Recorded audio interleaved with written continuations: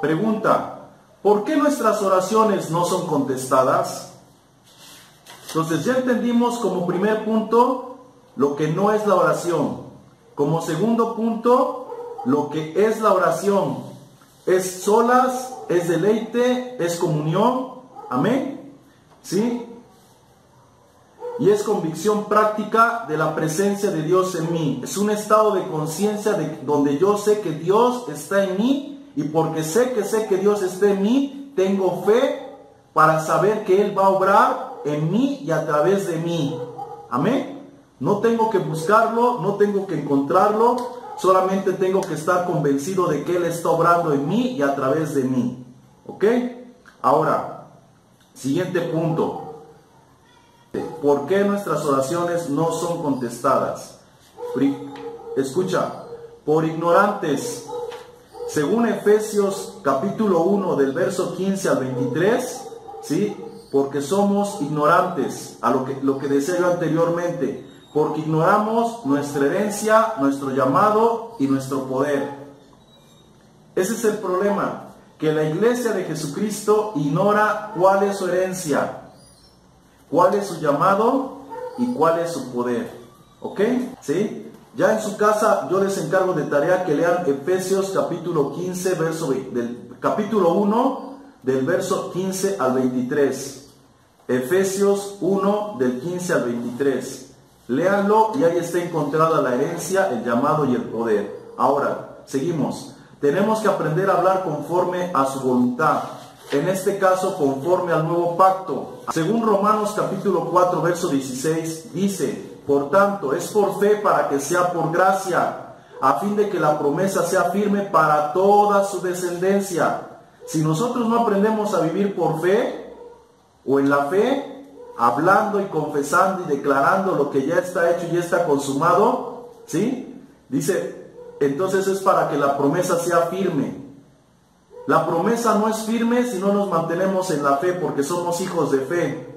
Y esto es para nosotros y para nuestra descendencia. Dice, y no solamente para los que son de la ley, sino también para los que son de la fe de Abraham, el cual es Padre de todos nosotros, como está escrito: te he puesto por Padre de muchas gentes delante de Dios, a quien creyó, el cual da vida a los muertos y llama las cosas que no son como si fuesen. Ahí está el estado de conciencia.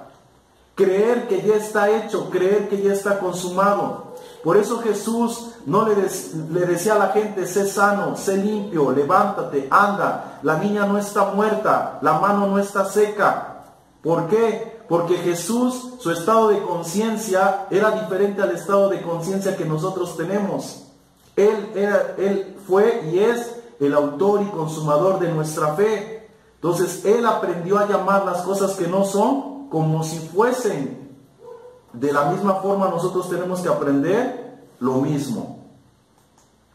Seguimos. Segunda de Corintios capítulo 4, verso 13 dice: pero teniendo el mismo espíritu de fe, conforme a lo que está escrito, creí, por lo cual hablé. Nosotros también creemos, por lo cual también hablamos. Aquí la escritura es bien clara. Teniendo el mismo espíritu de fe, conforme a lo que está escrito, creemos. Pero si nosotros no sabemos lo que está escrito, escucha, no conocemos nuestra herencia, lo que ya nos fue concedido y que está escrito para que nosotros lo veamos, lo comprendamos y lo vivamos, ¿cómo vamos a creer algo que no sabemos que ya está escrito, que ya fue declarado, que ya fue hecho, que ya fue consumado? Entonces tenemos que saber lo que está escrito y desarrollar nuestro espíritu conforme a lo que está escrito. Por eso dice, teniendo el mismo espíritu de fe, conforme a lo que está escrito. Mi espíritu se tiene que desarrollar en fe conforme a lo que está escrito. Y cuando se desarrolla en fe conforme a lo que está escrito, no nada más repetirlo, no nada más declararlo, no nada más confesarlo por a ver si pega, no, sino porque mi espíritu está convencido. Eso es fe, convicción. Amén. Entonces lo que yo declaro, dice, se cumplirá. Amén. Dice, por lo cual hablé. Si yo creo, yo hablo. Pero acá hay un detalle. Tú no puedes hablar algo de lo cual no crees. Y tampoco puedes creer algo de lo cual no estás convencido. Porque lo primero es la fe, es la convicción. Si estás convencido puedes creer. Y si crees, entonces puedes declararlo, puedes confesarlo. Pero muchos de nosotros hoy en día confesamos, declaramos algo que en convicción no tenemos. Lo declaramos, lo confesamos, esperando que suceda. Pero no estamos convencidos de que va a suceder. Es como cuando decimos, ¿quién quita y pega? Primeramente Dios obrará, pero realmente no estamos convencidos. Entonces eso no es fe. ¿Ok? Seguimos. Su voluntad debe ser mi voluntad y sus motivos, mis motivos. Cada vez que yo ore o haga algo, ya sea para el hombre o para él. Entonces, cada vez que nosotros hagamos algo, sea en oración o sea de acción, sus motivos deben de ser mis motivos. Acordémonos que Jesús no hablaba nada ni hacía nada que no estuviera guiado por el Padre, que no fuera autorizado con el Padre. El Padre era el que hablaba a través de Jesús y el que obraba a través de Jesús. Entonces, nuestra voluntad, nuestras acciones, nuestras oraciones siempre tienen que estar fincadas dentro del centro de su voluntad. De otra forma, difícilmente Dios va a contestar nuestras oraciones. El Salmo 66, 18 dice, si en mi corazón hubiese yo mirado a la iniquidad, el Señor no me habría escuchado. Fíjense muy bien. Entonces, cada vez que nosotros vayamos a orar por una persona, no miremos si es justo o no es justo, si es pecador o no es pecador. Miremos lo que Dios puede hacer en él y a través de nosotros. Y es lo que está diciendo el Salmo. Si en mi corazón hubiese yo mirado la iniquidad, el Señor no me habría escuchado. ¿Cómo tenemos que mirar? ¿Cómo tenemos que obrar? ¿Cómo tenemos que hablar? ¿Cómo tenemos que proceder? No mirando lo que miran nuestros ojos. Jesús no miraba lo que veían sus ojos humanos. Jesús miraba con los ojos del Padre. Jesús miraba con amor, con misericordia. No había juicio, no había condenación. Él miraba con fe, creyendo y llamando las cosas que no son como si fuesen. Su estado de conciencia no era humano, era celestial. No conceptuaba como humano, conceptuaba como un ser celestial. Y por eso las cosas sucedían. Amén. Su espíritu estaba conformado a lo que estaba escrito, no a la evidencia humana, no a la realidad humana. Seguimos. Hermanos, cuando decimos que conocemos a una persona, escucha, ¿qué es lo que conocemos de ella? ¿Su corazón? ¿Su voluntad? El problema de nosotros es que no conocemos la voluntad de Dios. Esa es una de las causas por las cuales nuestras oraciones no son contestadas, porque realmente no conocemos la voluntad de Dios, no conocemos el corazón de Dios. Voy a poner un ejemplo. A veces hasta invitamos a personas inconversas a orar y pensamos que eso es bueno. Escucha, ¿acaso no sabemos que la primera oración que Dios oye de un inconverso es la del arrepentimiento? Y tú me podrás decir, no, pastor, pero ¿cómo va a ser eso? Sí, lo enseña su palabra. Te lo voy a leer en Juan, capítulo 9, verso 31. Escucha lo que dice Juan 9, 31. Y sabemos que Dios no oye a los pecadores.